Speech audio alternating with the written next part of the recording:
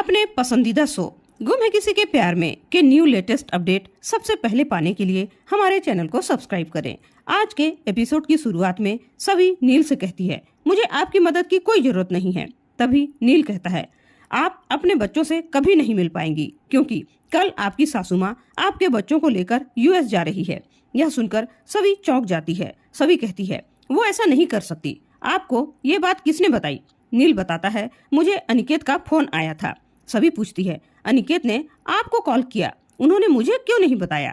नील कहता है, ऐसा इसलिए क्योंकि आपका फोन बंद आ रहा था, इसलिए उन्होंने हॉस्पिटल से मेरा नंबर लिया और डायरेक्ट मुझे कॉल करके बताया। नील सभी से कहता है, मुझे पता है कि आप अपने बच्चों से बहुत प्यार करती हैं, उन्हें बहुत मिस करती हैं, उनके बिना आप नहीं रह सकती और वो भी आपके बिना नहीं रह सकते। इसलिए मैंने सोचा कि आप एक बार यूएस जाने से पहले अपने बच्चों से मिल लो और अपने बच्चों को लेकर भाग जाओ। सभी हैरान होती है। सभी कहती है कि आपका मतलब है मैं खुद ही अपने बच्चों को किडनैप करके भाग जाऊं?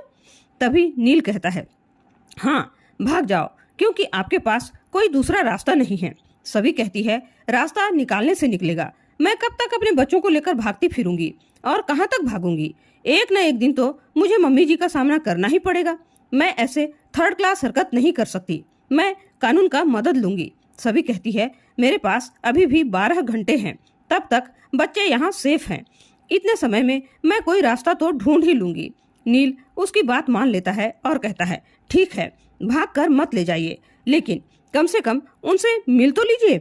सभी पूछती है कि मैं अंदर कैसे जाऊंगी? नील उसे बताता है, अनिकेत ने उसे दूसरा रास्ता बताया है। नील सभी को साथ आने के लिए कहता है। उसके बाद दोनों श्रीचंद के घर के अंदर जाते हैं। सभी नील से पूछती है, इतने बड़े घर में हम बच्चों से कैसे मिलेंगे, उन्हें कैसे ढूंढेंगे? नील सभी से कहता है, कितना भी बड़ा घर हो, ढूंढना तो पड़ेगा। उसी बीच सभी को म्यूजिक की आवाज सुनाई देती है। वह नील से बताती है कि शायद बच्चे ऊपर वाले कमरे में हैं, क्योंकि सही जब परेशान होती है तो ऐसा ही म्यूजिक चलाकर सोती है। दोनों रूम के पास पहुंचते हैं और भाग्यश्री और सही को सोता हुआ देखकर सभी भावुक हो जाती है। वह धीरे धीरे बच्चों की तरफ जाती है और रोते हुए वह कियान को चूमती है। सभी सही के पास जाती है। सही जाग जाती है। सभी उसे धीरे से बोलने का इशारा करती है। सही सभी से गले लग जाती है और धीमी आवाज में बोलती है, लगता है मैं सपना देख रही हूँ, क्योंकि दादी ने तो कहा था कि आप किसी काम से गई हो, 2 दिन बाद आओगी, तो आप यहाँ कैसे आ गई? सही कहती है, मैं वादा करती हूँ मेरा काम पूरा होते ही आपके पास चली आऊंगी।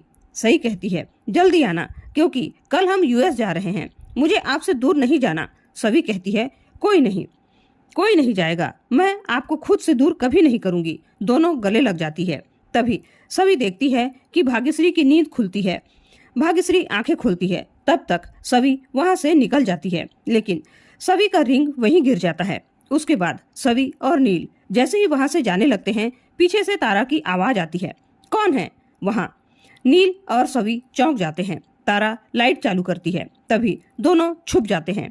तारा इधर उधर देखती है, लेकिन उसे कोई दिखाई नहीं देता। तारा के पैरों की आवाज आती है तो उसे शक होता है। नील और सभी लाइब्रेरी में आ जाते हैं। तभी तारा भी उनके पीछे वहां आ जाती है। नील और सभी खिड़की के बाहर छुप जाते हैं। तारा को कोई भी दिखाई नहीं देता। तभी श्रीचंद तारा से पूछता है, तुम यहाँ क्या कर रही हो? तारा कहती है, मुझे लगा यहाँ कोई अंदर है। श्रीचंद कहता है, मैं ही था, कुछ काम कर रहा था। तारा वहां से चली जाती है। श्रीचंद खिड़की की तरफ देखता है तो नील और सभी छुप जाते हैं। श्रीचंद नजरअंदाज करके चला जाता है। वे दोनों रूम में जाने लगते हैं। तभी नील के हाथ से एक दरवाजा खुल जाता है। वे दोनों हैरान होते हैं। सभी हैरान होकर कहती है, ये तो सीक्रेट रूम है। वह अंदर जाने लगती है, लेकिन नील उसे रोकता है और कहता है, हम ऐसे किसी के कमरे में नहीं जा सकते।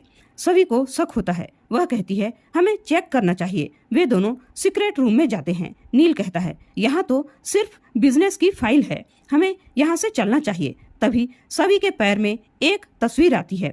वह तस्वीर नील और सभी की होती है। वह नील को वह फोटो दिखाती है और कहती है, हमारी फोटो यहाँ कैसे आई?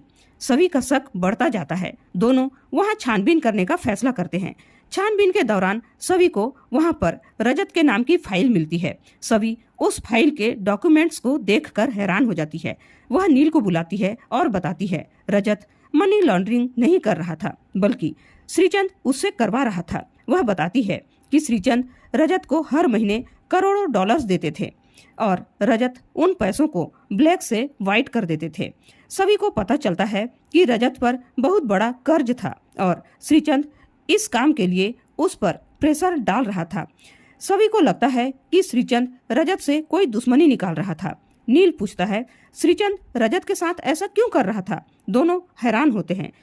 सभी छानबीन करती है तो उसे तेजस्विनी की फाइल भी मिलती है जिसमें तेजस्विनी के मनी ट्रांजैक्शन की डिटेल्स होती है। उन्हें पता चलता है कि तेजस्विनी भी इस हेराफेरी में शामिल थी। सभी कहती है इनमें से किसी को पता नहीं था कि वह मनी लॉन्ड्रिंग कर रहे हैं। उसे लगता है कि श्रीचंद का यही तरीका है जिसमें वह अनजाने लोगों को काम करवाता है, फिर उनके खिलाफ सबूत इकट्ठा करके उन्हें फंसा लेता है। सभी नील से कहती है कि ऐसा हो सकता है जैसे तेजस्विनी और रजत भी इसका शिकार बन गए। तभी नील कहता है आप भी उसी का शिकार बन गई। सभी हैरान होती है। नील सभी को उसके नाम का डॉक्यूमेंट दिखाता है और कहता है आप भी श्रीचंद के कहने पर पैसों की हेराफेरी कर रही थी, इसलिए आप स्विट्जरलैंड गई थी। सभी कहती है मैं मजबूर थी, क्योंकि अगर मैं ऐसा नहीं करती तो वे लोग रिद्धि को मार देते। नील हैरान होकर कहता है इसका मतलब मारुति भी श्रीचंद का ही आदमी है। सभी समझ जाती है कि मारुति को उसके बारे में सारी जानकारी श्रीचंद से ही मिलती रही होगी। नील कहता है ये सब श्रीचंद ने ही किया है।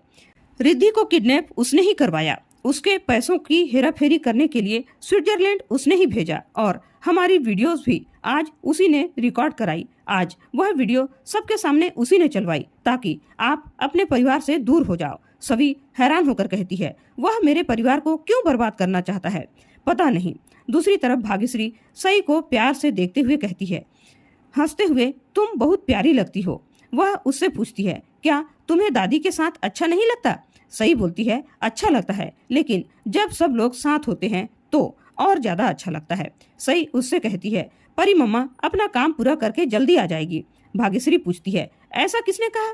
सई बताती है सभी यहाँ आई थी, उसी ने ऐसा बोला। भाग्यश्री कहती है तुमने सपना देखा होगा। लेकिन तभी सही कहती है परी मम्मा सच में यहाँ आई थी।